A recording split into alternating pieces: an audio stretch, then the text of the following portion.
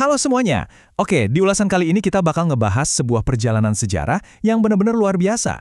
Kita bakal lihat gimana kebangkitan Islam di Nusantara itu bukan cuma soal mengusir penjajah, tapi juga jadi fondasi buat kemerdekaan dan ngerombak total sistem pendidikan kita. Jadi siap-siap ya buat eksplorasi yang pastinya bakal seru banget.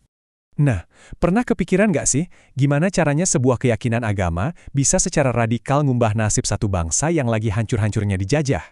Ini tuh bukan sekedar ngomongin soal spiritualitas aja loh. Ini tentang sebuah pergerakan sosial raksasa yang sukses bikin fondasi kolonialisme goyah dan nyatuin jutaan orang. Coba kita flashback sedikit ke masa kolonial yang, ya kita tahu, brutal banget. Penjajahan Belanda waktu itu nggak cuma ngeruk kekayaan alam kita, tapi juga ngurung masyarakat pribumi dalam kemiskinan yang benar-benar sistemik.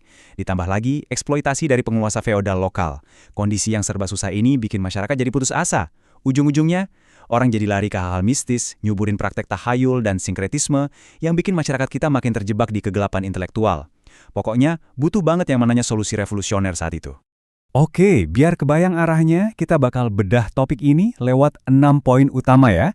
Mulai dari akar masalah di masa kolonial, lahirnya organisasi pembaharu Islam, terus dinamika antara kelompok modernis dan tradisionalis, lanjut ke perjuangan politik dan kemerdekaan, transformasi pendidikan Islam, dan terakhir, atau warisan mereka buat masa depan kita.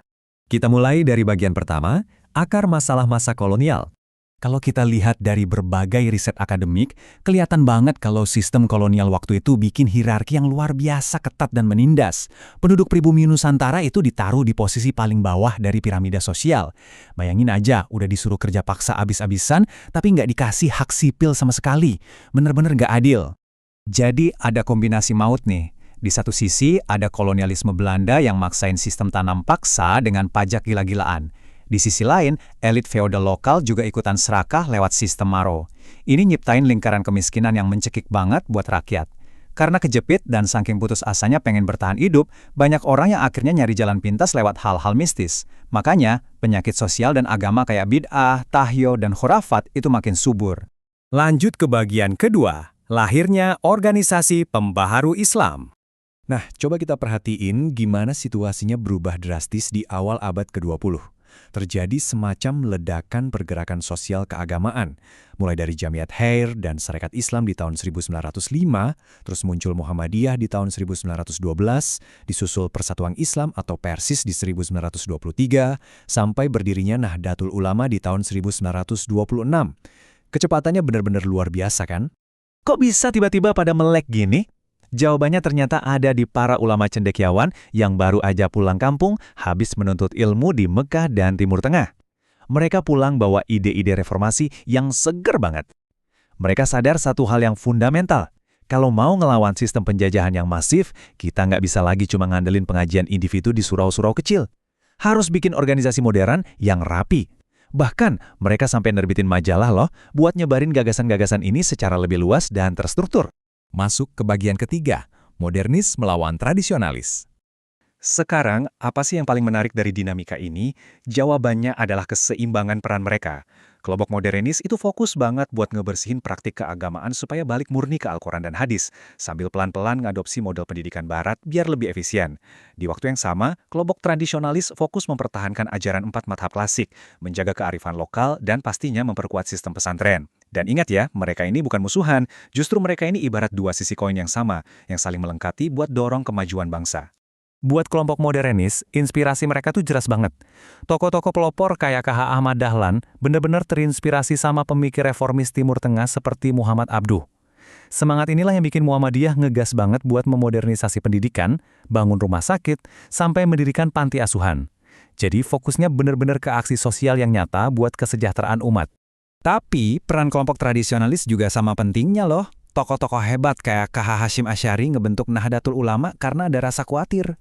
Khawatir kalau identitas budaya lokal dan tradisi keilmuan klasik di Nusantara bakal hilang tergerus zaman. Jadi mereka hadir sebagai benteng buat mastiin kalau kemurnian agama dan kearifan budaya kita itu bisa tetap jalan berdampingan secara harmonis. Kita masuk ke bagian keempat, perjuangan politik dan kemerdekaan. Coba diresapi dua kalimat yang super epik ini. Hubul waton minal iman. Atau cinta tanah air itu sebagian dari iman. Dan resolusi jihad. Ini bukan cuma slogan atau teori agama doang ya. Konsep ini langsung berubah jadi bahan bakar nasionalisme yang luar biasa. Dahsyat. Keyakinan beragama inilah yang jadi alasan mutlak kenapa penjajahan itu harus musnah dari tanah Nusantara. Buktinya jelas ada di aksi nyata mereka. Organisasi Islam melihat Indonesia sebagai negara damai yang wajib dipertahankan. Muhammadiyah misalnya berani terang-terangan nolak bayar pajak kolonial. Terus ada resolusi jihad di bulan Oktober 1945 yang sukses bikin ribuan santri turun gelanggang. Mereka gabung di Laskar Hizbullah dan Sabilillah, angkat senjata bareng TNI. Nggak cuma di medan perang, di ruang sidang elit politik pun, gagasan para ulama ini punya peran krusial banget dalam nyusun Piagam Jakarta yang jadi pondasi negara kita. Oh iya, ada satu strategi jenius lagi dari Sarekat Islam. Mereka pakai nilai-nilai Islam buat ngancurin sekat-sekat kelas sosial. Bayangin aja, buruh di kota dan petani di pelosok desa yang tadinya nggak ada hubungannya, tiba-tiba bisa bersatu padu di bawah satu bendera yang sama. Hasilnya, muncul sebuah gelombang perlawanan massal buat ngelawan eksploitasi asing. Bener-bener luar biasa kekuatan persatuan ini. Sekarang kita ada di bagian kelima, transformasi pendidikan Islam. Evolusi pendidikan kita ini bisa dilihat dari 3 tahapan yang kelihatan jelas banget. Awalnya dari pesantren tradisional yang fokus murni ke ilmu agama. Terus bermutasi jadi sistem madrasah terpadu yang mulai masukin pelajaran sains umum. Dan puncaknya hari ini, kita bisa lihat institut bermetamorfosis jadi Universitas Islam Negeri atau UIN yang siap mencetak lulusan dengan daya saing global. Keren banget kan progresnya? Tapi jujur aja, perubahan sebesar itu pastinya nggak gampang. Ada satu cerita sejarah yang cukup bikin merinding, soal KH Ahmad Dahlan. Beliau tuh sampai dilabeli kiai kafir. Coba, kenapa? Cuma gara-gara beliau berani bawa sistem kelas ala Belanda, pakai meja, kursi, papan tulis, dan ngajarin sains sekuler. Keberanian beliau ini ngebuktiin seberapa beratnya bawa kemajuan pendidikan, apalagi di tengah masyarakat yang masih trauma berat sama segala hal yang berbau kolonial waktu itu. Tapi kabar baiknya, transformasi ini tidak pernah berhenti. Sistem pendidikan klasik kita ternyata jago banget adaptasi di era digital sekarang ini. Pesantren dan madrasah terus berinovasi, baik dari segi metode maupun kurikulumnya, supaya anak-anak mudanya punya daya pikir kritis dan kreativitas buat ngejawab tantangan abad ke-21. Sampai kita di bagian terakhir, warisan untuk masa depan. Jadi intinya begini, bibit keberanian yang ditanam seabad lalu itu sekarang udah tumbuh jadi ekosistem pendidikan yang super kuat.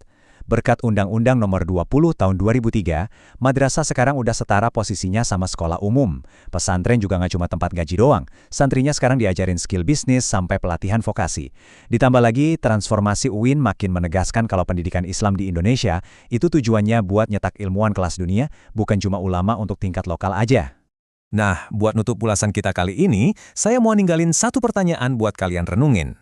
Kalau kita lihat gigihnya pergerakan di masa lalu, seberapa tangguh sih gerakan reformasi ini buat nahan gempuran zaman kita yang serba cepat sekarang? Terus, di tengah krisis moral dan kencangnya arus era digital hari ini, apakah kita butuh sebuah kebangkitan baru lagi? Coba pikirin deh. Oke, sampai sini dulu ulasan kita, teruslah belajar dan sampai jumpa di kesempatan berikutnya.